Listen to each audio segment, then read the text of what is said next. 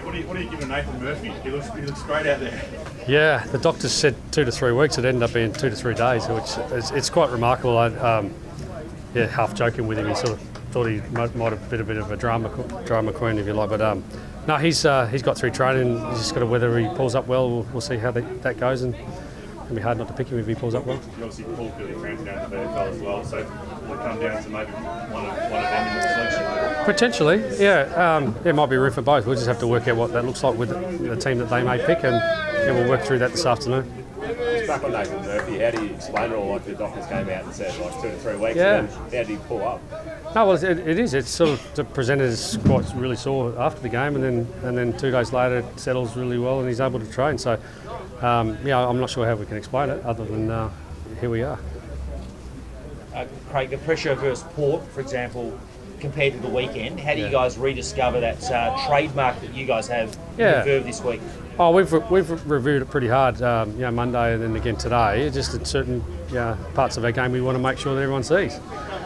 Pressure's definitely one of them, and there's other parts as well. So we just got to, we've got to get to work. We've got to get to work on what we are and not recapture it, but just remind ourselves, re-establish our brand. Is there any internal reasons that you can reveal for this blip, for example, training loads or anything like that, or is it more mindset? Oh, I think there's a little bit of training loads, but we're not going to make excuses around that. But when you go to the VFL a day later and you see the same patterns of behaviour, you go, oh, okay, what's going on here? There was just certain parts of our game just didn't show up, and so we addressed it again today, and we get to work on it. And the great thing is, 2 days' time, we'll get to go out and show it in front of Friday night lights. That this is the team we want to be. What's the player feedback? I was going to say, what's the player feedback on that? What do the guys say in the meetings? It's really obvious, Tom, and it wouldn't take much for someone at home to just pause the screen and go, what's going on with this group compared to what they have been, and just around the way we connect with each other and other little parts. I'm not too caught up in it. You look for a spike in certain parts of our game. It won't take too many days to wait for that. Historically, a lot of sides have done a 3 or 4 week training block if they've got that luxury. So have you been doing that? Yeah, we have, but we've been doing it for 22 weeks. A real detailed plan on what the players need in terms of 6-day breaks and travels, and we're not alone in that. Everybody has this is a marathon. We're here to qualify. It's a marathon, and you've got to work towards what's the best energy for when you need it the most, and we're working towards that. And what about personnel? There's been some worrying signs from some of your senior older guys. Any plans to change things? Not so much change things. Oh, actually, I shouldn't say that. I like change, but we'll wait and see what that looks like. Again, we have an eye for what's coming tomorrow. We can't look past tomorrow or even today, even if you want to get deeper. But there are certain things we want to get in our game that really click, and we're still working towards that. We're not finished. Parts of our forward line and midfield and the backs, we're working what works for us best. So if you want to use the word change, I'll use the word grow. We want to grow. We'll work towards that. Is there an element of being on top of the ladder at the game nothing really changes in terms of ladder position, and how much does that sort of play with the psyche of the team? Yeah, it's a fascinating one, and I reckon if you got the answer, we probably wouldn't be standing here talking about it. But it is, how much are we hungry versus the opposition? How much do we want to hunt and chase as hard as what we did maybe earlier in the year? We're working towards not that being the case. Again, we've put some things around this week, setting it up that we're going to hunt, and then we'll see what we get from that. What have the conversations been like with Nick, and how's he gone about dealing with the news? Yeah, well, I ring him up and said, how good's this? You're going to be so fit for the finals. That was my first line to him on the phone when I spoke to him. Clearly, it's a disappointment phase of being out for whatever that looks like, how many weeks. But he's a great kid. He'll be doing everything in his power. I can't imagine he won't be standing still to try to fast track a healing bone in his leg. So I'm excited for what could be.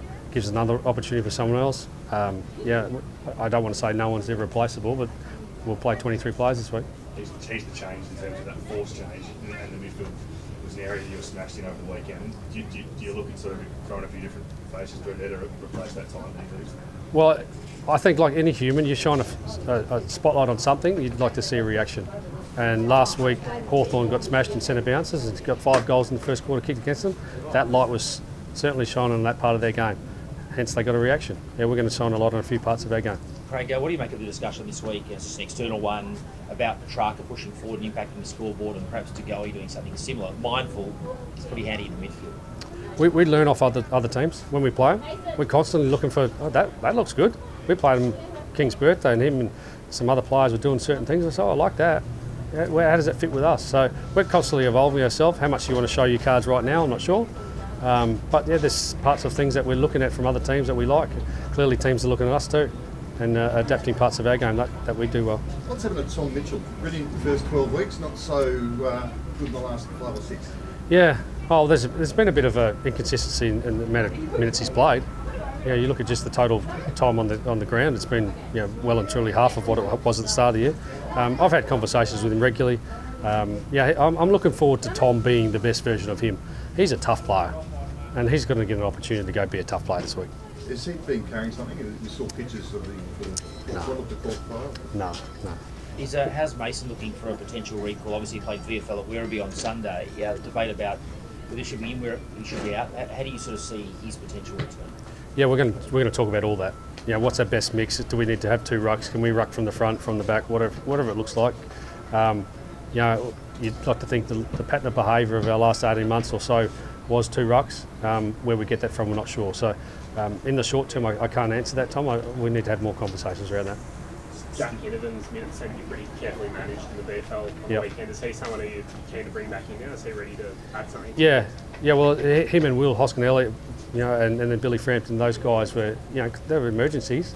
So you want your emergency close if you need to make decisions. You don't know what the week's going to present itself. This week it's been a bit funny, isn't it? Like you think you're going to have one out and maybe they don't. So again, we need to work through this match committee and look for energy in some players, and he's got one of them that can give us something. How are you going? You lost a couple in a row, and a crisis, and you're 2 games on top of the ladder. A crisis, is it? Yeah. No, life's good. Life's good. Sun keeps coming up. Beautiful day, and I just love opportunities to improve ourselves. I rub my hands together for these opportunities, and bringing people back together is a great strength of this group. So don't worry about me, Rob. I'm okay. So that selection, are you looking? Do you reward the guys for the performance they've done and give them the opportunity to redeem themselves, or do you sort of will the stick? Yeah, that's an interesting balance. Do you trust a pattern of behaviour and trust the credits in the bank, or do you go, all right, I think we just might need a little bit of spark here? And those conversations we'll have, whether I have them individually, my take on things mostly is to back people in, and we've done it for 2 years. Like you think a guy subbed out, he might get dropped or moved to the VFL, and go, no, we're going to back in, and then you sort of really know. So we might back a few in and see if we get a spike and see what comes with that. There's a lot of discussion, Craig, about being 2 games here on top.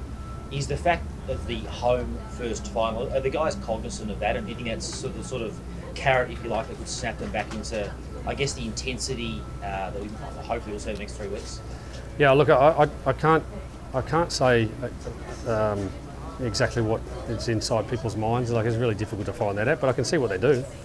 And when you see actions that are contrary to the way we want to behave early in games, you go, okay, we need to shift this. So we've addressed that, and then we'll see what we get. Have we got an eye on September? No, we've got an eye on August. And using a line from Ken Hinkley, don't want to be top in July. Well, hey, let's get busy in August, huh? Still won't play. Steele's got to be out. He's got a sore foot. That if we had 7-day recovery, an extra couple of days, he'd be available. But he's not going to make it this week. Is that a contact injury? No, he's got a foot injury that plays up a little bit, and he's been carrying for a couple of years. And every now and again, it gets a bit grumbly. And right now, it's a bit grumbly. Is there any structural concerns around that from the scans, or is it more just a rest? No, he just needs a little bit extra time to recover. So again, we're not sure exactly what that time is. So hopefully it's next week, but we'll let that settle and see what it looks like. Thanks guys.